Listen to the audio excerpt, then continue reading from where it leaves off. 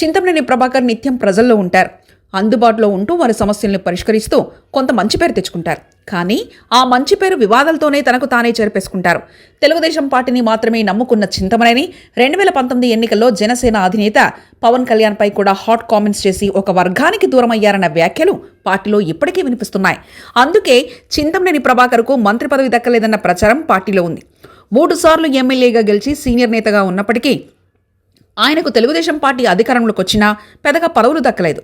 2009, 2014లో వరుసగా దెందులూరు నియోజకవర్గం నుంచి గెలిచిన చింతమనేని ప్రభాకర్ 2019 ఎన్నికల్లో ఓటమి పాలయ్యారు.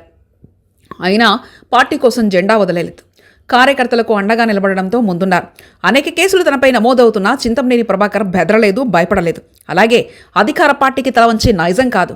అదే చింతమనేని ప్రభాకర్లో ప్లస్ పాయింట్లని తెలుగు తమ్ముళ్ళు అంటున్నారు. తాజాగా మరో వివాదం ఆయన తన నెత్తిమీదికి తెచ్చుకున్నారు. ఓ వివాహ కార్యక్రమానికి హాజరైన చింతమనేని ప్రభాకర్ తన కారుకు అడ్డంగా నిలపారని స్వయంగా తానే దిగి డ్రైవర్ను దుర్భాషలాడిన వీడియో సామాజిక మాధ్యమాల్లో వైరల్గా మారింది.